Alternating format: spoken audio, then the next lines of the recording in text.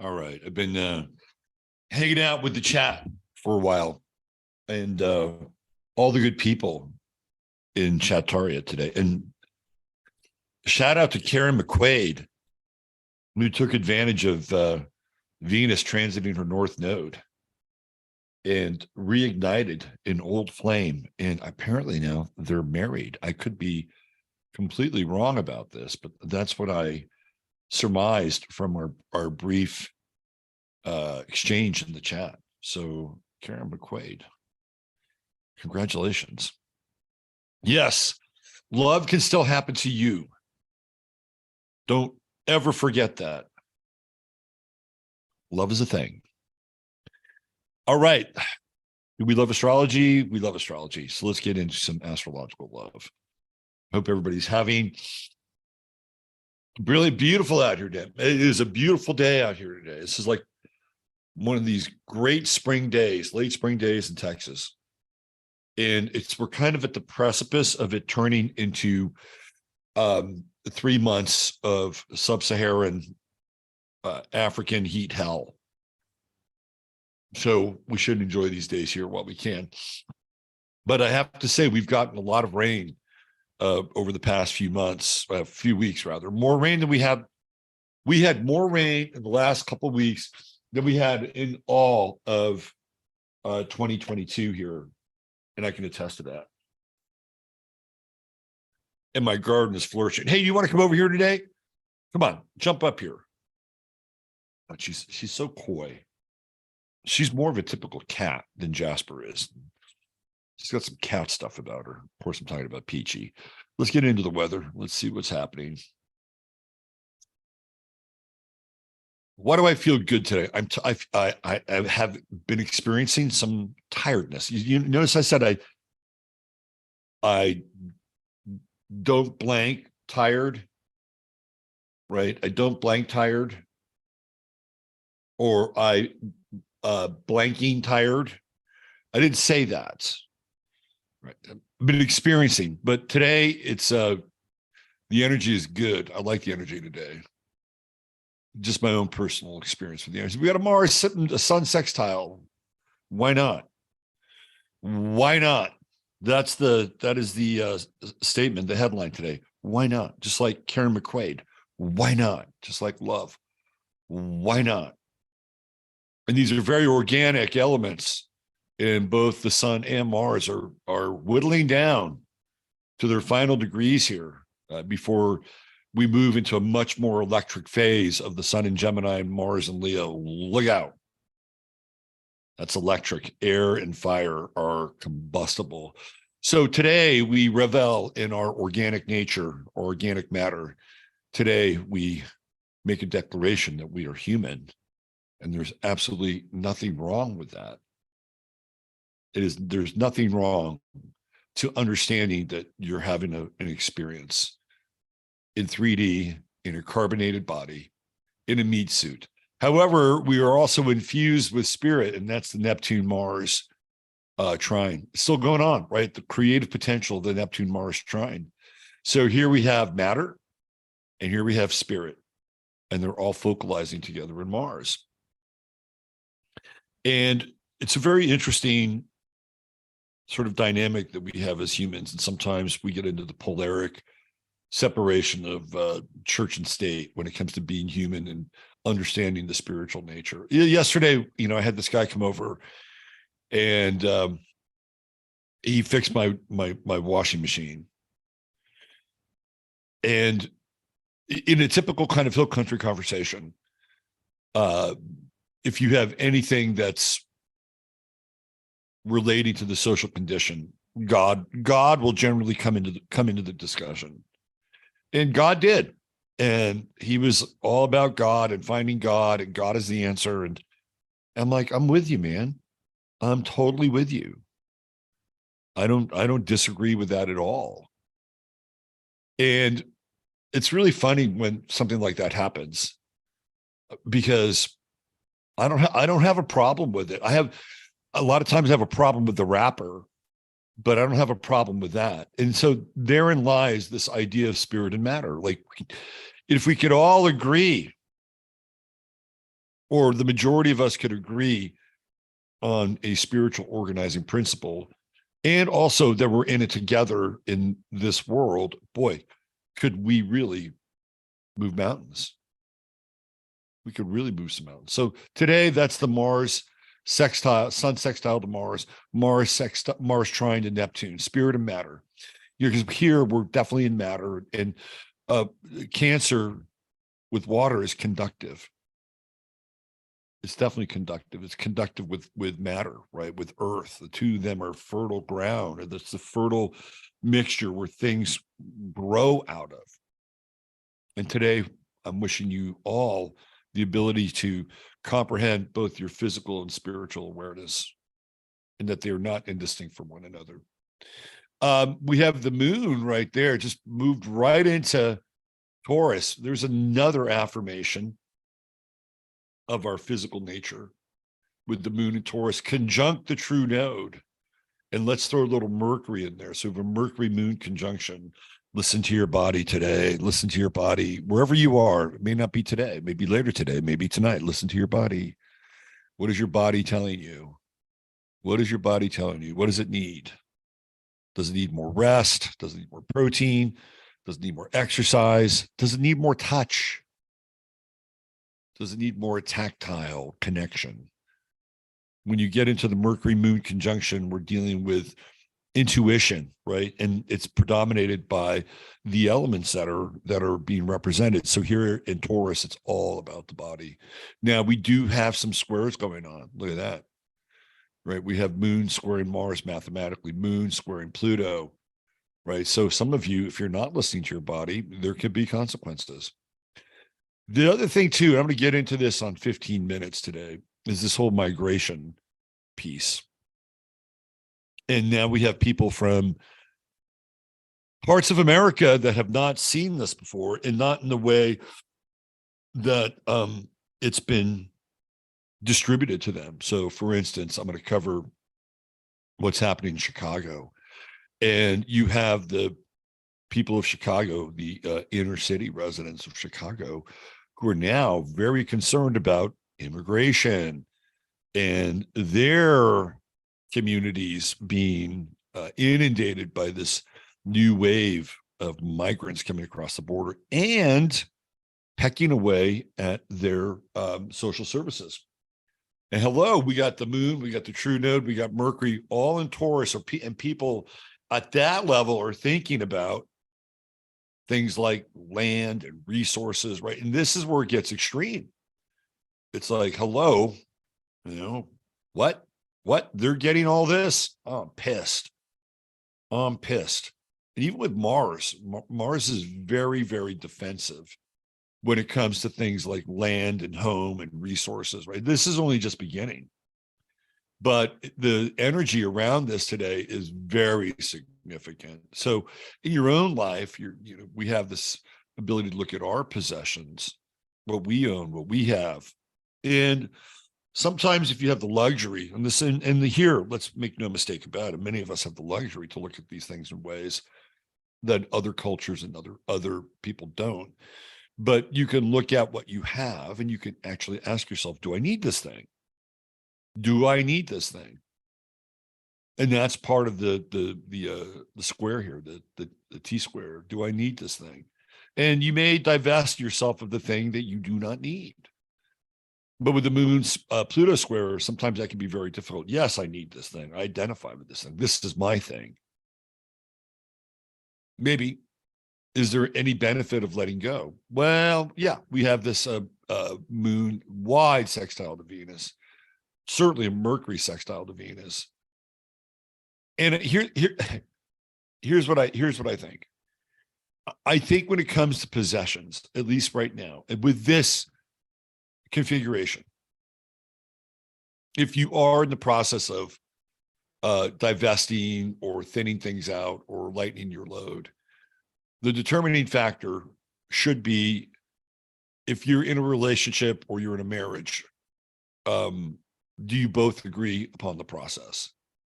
And if you both agree upon the process, whatever the process is, or whatever you're divesting yourself of, the answer to that is yes. because we have the moon is going to be moving into more of a sextile with Venus today. And I think it's really interesting with Venus and Cancer.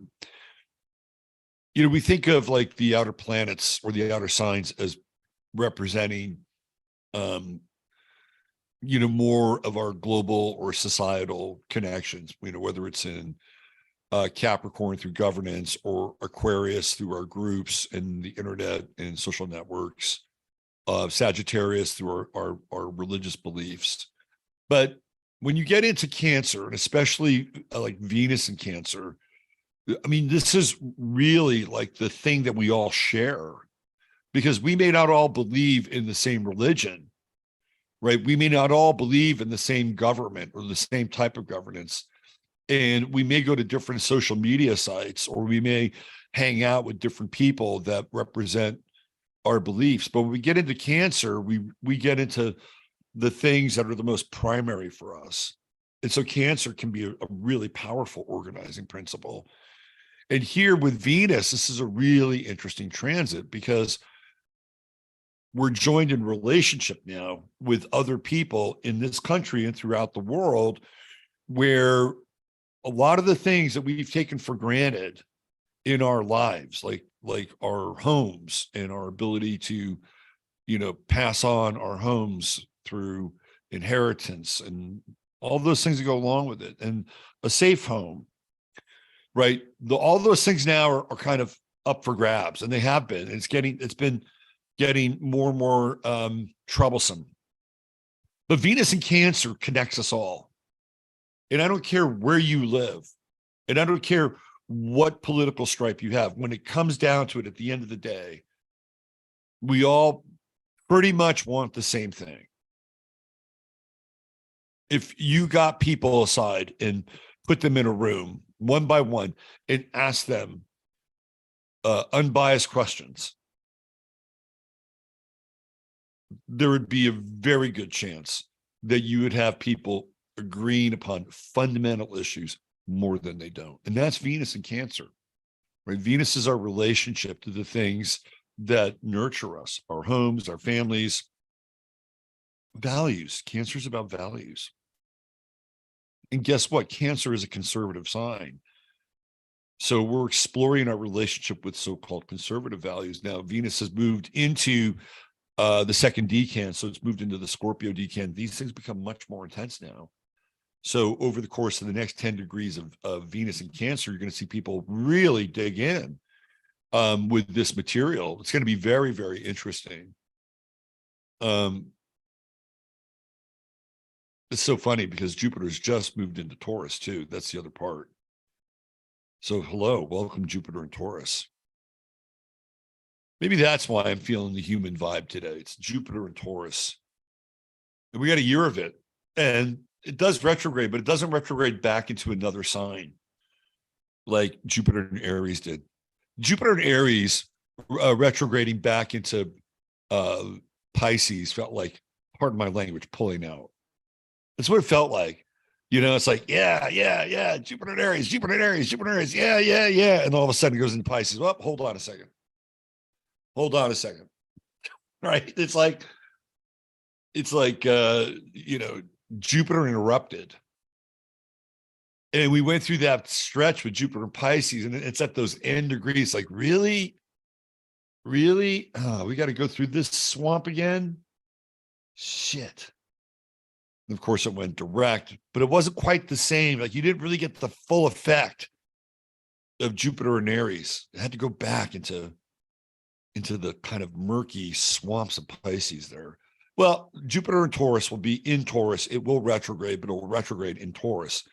That has its own dynamics, but it's going to be in the same sign, which I think is fitting. I think it's fitting for Taurus in a lot of ways. Jupiter and Aries going backwards and going into Pisces, that's just frustrating, I think. In a lot, because we could gain this momentum around consecration of will, but it got hijacked a little bit, right? So it's like, yeah, well, don't forget that you have these quote unquote spiritual things to attend to. Integrate them. and then move them forward into action. I mean, theoretically, that's how that would work. What else do we have? We're going to have the sun here. It's already in a trine with Pluto. Pluto's retrograde in Aquarius. And man, doesn't that just feel like the backfire of all the immigration stuff? It's like, oh yeah, for the greater good. And now people who've been untouched by this notion of the greater good, and as it cuts into their slice of the greater good pie, they're not happy. And that also gets into a lot of what's going on over here in Taurus and people digging in their heels. It's going to be very interesting watching how the rest of America deals with what's coming from the border. And unfortunately, countries in Europe have been going through this now for a long time. Like the immigration wave to Europe really started when I was at Gaia, and I was talking about that at Gaia back in 2013. And I actually as soon as Neptune went into Pisces, I started to talk about that. And I did a show where there was a very early image of this famous boat that ferried thousands of so-called migrants to places like Spain and Italy, a lot in Italy, a lot in France. And it was called the Aquarius. And that boat finally was retired. But that boat, the Aquarius, made so many journeys from Africa to Europe. And I started to talk about it back then and the wave that was coming. So it's been happening consistently in Europe since 2013, 24. Here we are now. We're 8-9 years into the process. And, I have a good friend in England who works in social services, and he texted me last night and he said, it is really surreal here. I am watching the Great Replacement before my very eyes. He's on the front lines. He's processing these people, right? So now America gets to play catch up. We're in catch up ball now. And this is going to be very interesting to see how all these different stripes of the flag react to what's going on. And with Pluto retrograde in Aquarius, it's like, oh no, you're not going to get in front of me for my benefits. So that's on what we would call a more social level. And I think for the individual, with the sun in Taurus and looking at this Pluto square, well, see, is it actually square? It looks like it's trine. It's in a trine now. It's more about Mercury and the moon. For the individual looking at this, it has ramifications. This is interesting because it's one of these events where we're experiencing it on I'll use the word collective level, but also on an individual level as well. It doesn't happen a lot. And when it came to COVID, here's what happens. When you get down into the bottom steps of Maslow's hierarchy, right, the pyramid of needs, the most fundamental one is shelter. It's shelter, being able to feed yourself and being able to clothe yourself, right? Basic fundamental needs. You come in from the cold. When we went through COVID, we weren't at that level because people were still getting fed. And not only that, but they had a new accessory to their attire, which was the face mask. So it wasn't like they were taking away your attire. They were actually adding to it, right? So we didn't really get into the basement of Maslow. We're getting there now. And when that happens, it is a shared experience. So it's going to be very, very interesting to see what happens when this sun moves into Gemini and we do have this air trine and a significant air trine in the early degrees to Pluto in Aquarius. And will people who have not been on the same page, on the same aisle, will they all of a sudden look across from each other and go, yeah, this, right? This, like, okay, well, we have something in common now. And that brings us all the way back to Venus and Cancer and the values that we share, right? The values that we all share I don't care who you are. You're going to have some degree of Venus in Cancer. And what that means, even if our system has been absolutely, utterly corrupted and perverted and inverted, so that we wind up having people unconsciously sacrifice their children, which I'm not going to get into here, but you know what I'm talking about, right? Interesting days ahead of us. And I will end this transmission with, do not despair. Do not despair. The inversion works both ways. All right. Let's get into our star of the day. I remember when I saw this person's chart, and I have broken this chart down before, but not here on this show. I'm like, man, this chart is too good. Like, it's like when I try to find a star of the day, I try to find somebody where it's like you can absolutely, utterly see the chart. And there were some interesting people today. Don't get me wrong. Like Dennis Hopper was born today. I think Dennis Hopper is interesting. And I could, kind of futz around with this chart and talk about it. And yet today's star of the day is one of those people whose chart is just indelible and clearly is one of those charts that makes a case for astrology, for better or worse. And who am I talking about? I am talking about none other than Marshall Applewhite. Remember him from the Heaven's Gate cult? He is our star of the day. And I've seen this chart before. I've broken it down before. And it's really kind of amazing how this chart plays out in a lot of ways. So first of all, he's an Aries rising.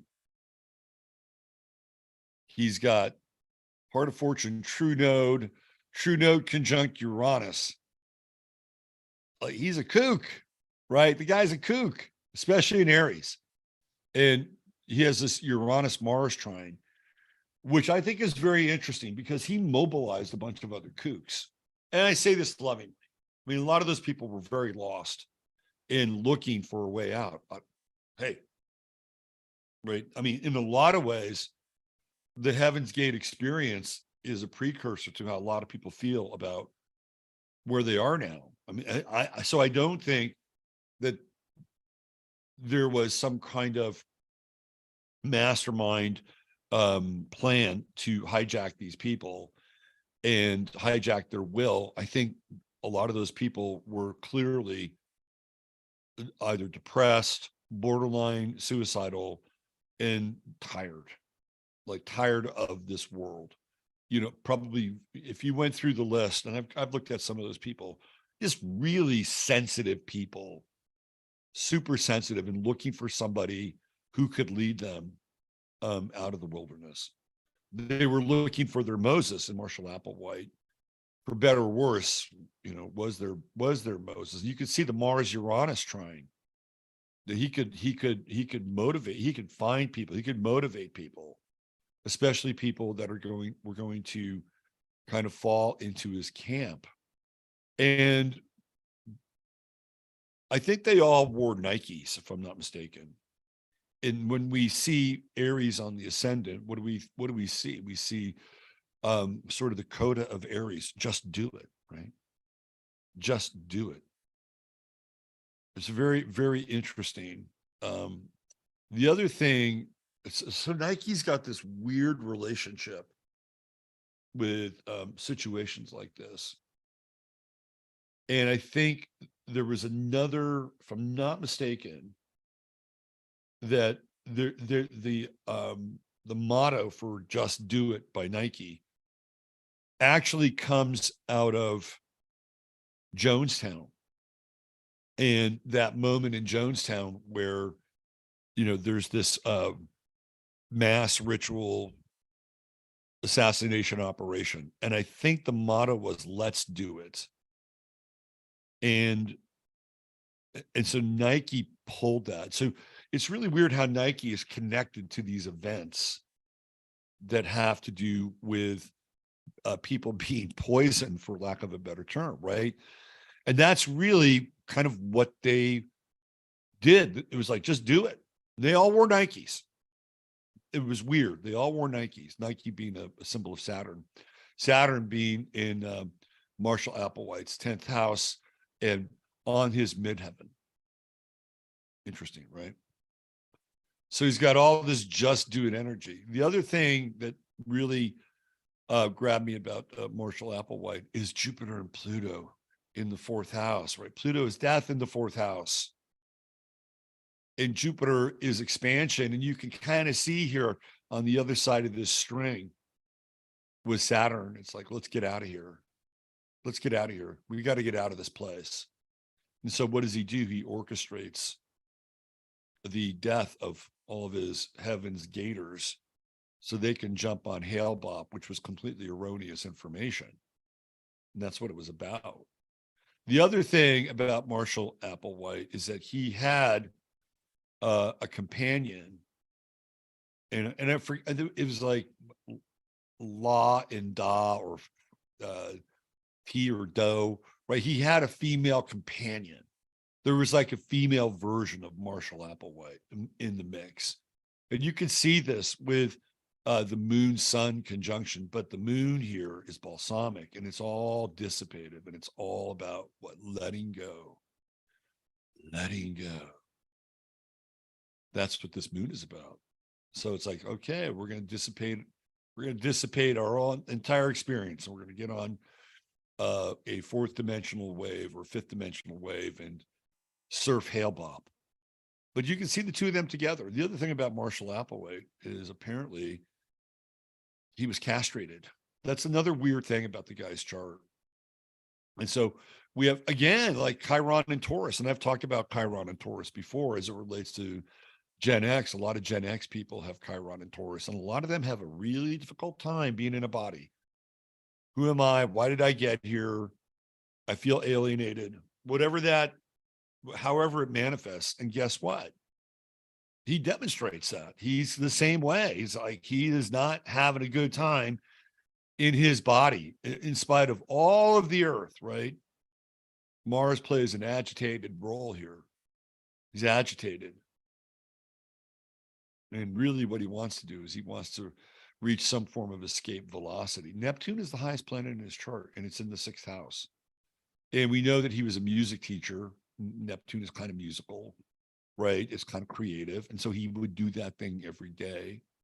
What's also interesting is the conjunction with Pallas and his whole kind of interpretation of patterns and cycles and, you know, how things are supposedly going down at that time. And they're erroneous. That said, I feel like these people were canaries in a coal mine, that in some weird way, they kind of knew what was coming.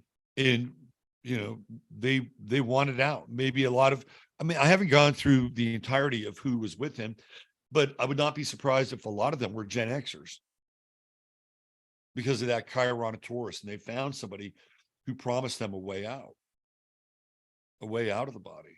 A very interesting chart. And if you really break it down, I mean, you can see it all there. You know, Venus Uranus conjunction. Like he also had a very challenging time, like I said, with his own sexuality. And there were rumors that the guy was castrated. You know, where would you see something like that? Okay.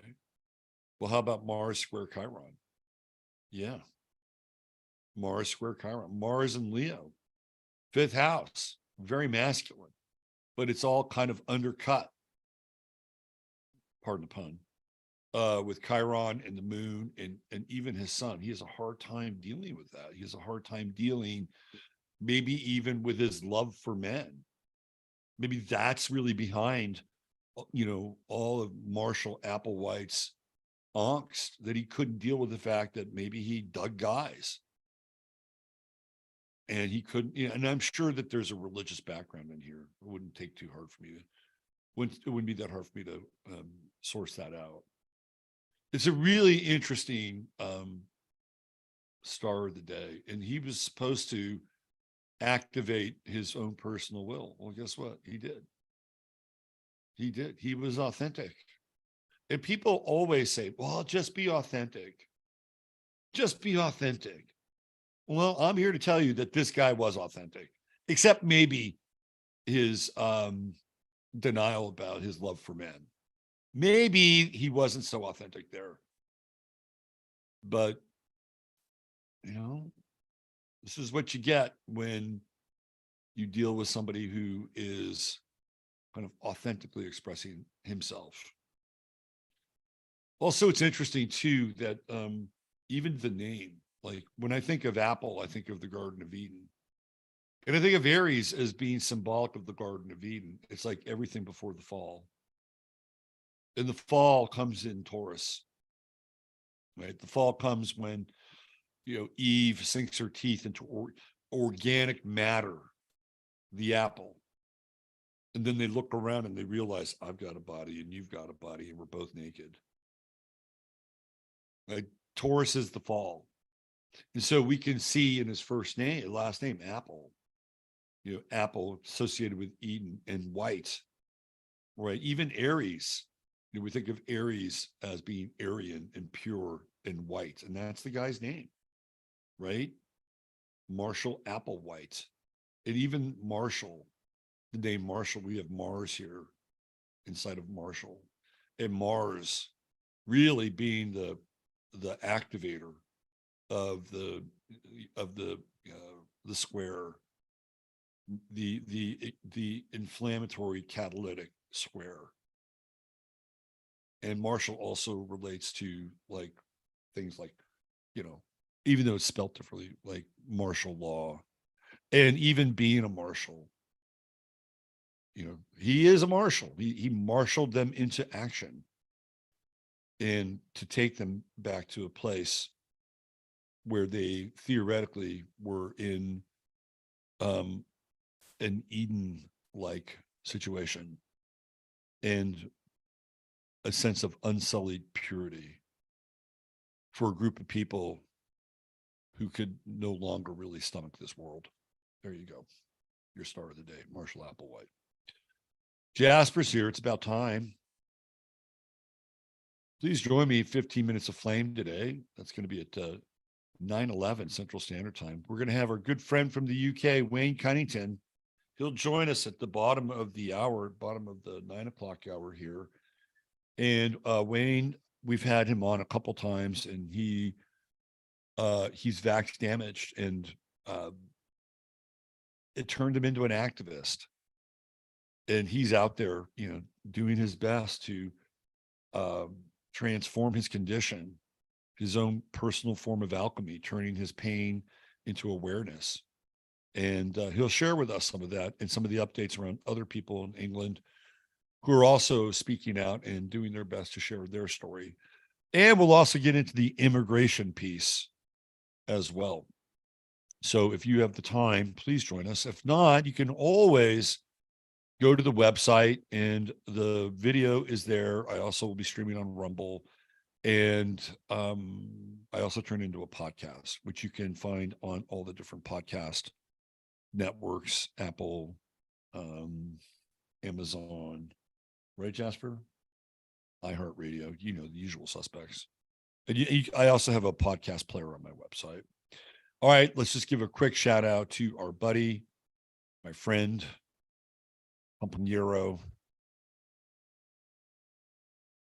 Chris over at True Hemp Science. And the only sponsor that I have for this show might be the only sponsor that I have except for me. Here's Jasper. Here we go. True Hemp Science right there. The best, the absolute best CBD you can find online.